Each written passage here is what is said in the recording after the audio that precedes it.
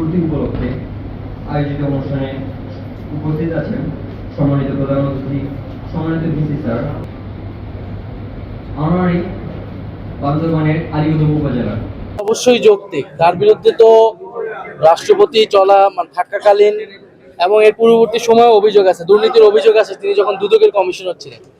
আমরা কিন্তু প্রেসিডেন্ট স্বৈরাচারী রাষ্ট্রপতি এরশাদ যখন পতন হয়, পতনের পরে কিন্তু তাকে গ্রেফতার করা হয়েছিল।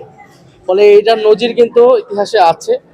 এখন স্বরাষ্ট্রমন্ত্রী এবং সরকারের পক্ষ থেকে যেটা বলা হচ্ছে, আমরা মনে করি এটা যৌক্তিক নয়, বরং তারা রাষ্ট্রপতির সাথে এক ধরনের যোগসাজশ আছে। এটা শুধু রাষ্ট্রপতির সাথে না, এটা যে আওয়ামী লীগের সাথে যোগসাজশ, এইটা দিয়ে স্বরাষ্ট্রমন্ত্রীর বক্তব্য দিয়ে এটাই আসলে প্রতিমান হয়।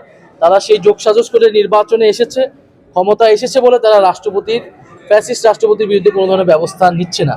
তারা নিবে কি নিবে না, এটা সরকারকেই নিতে হবে। নিবে কি নিবে না, এটার উপরেই স্পষ্ট হবে ফ্যাসিবাদ সম্পর্কে তাদের অবস্থান কি।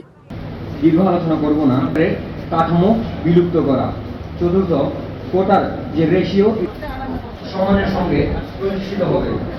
শিক্ষা বা কর্মক্ষেত্রে আমাদেরও যাতে সুযোগ দেওয়া হয়।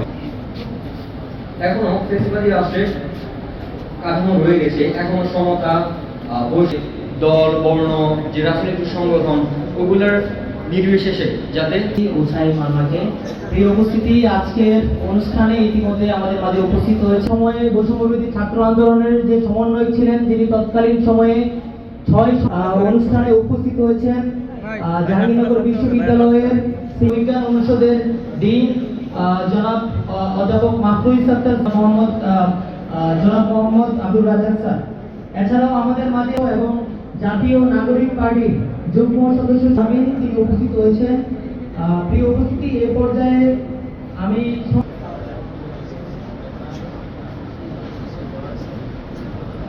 মোহাম্মদ সালিমিন 24তম হয়েছেন,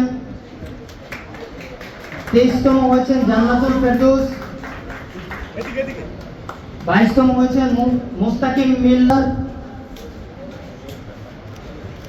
20তম হয়েছেন সুস্মিতা সরকার, 19তম হয়েছেন নারায়ণ চন্দ্র বর্মন,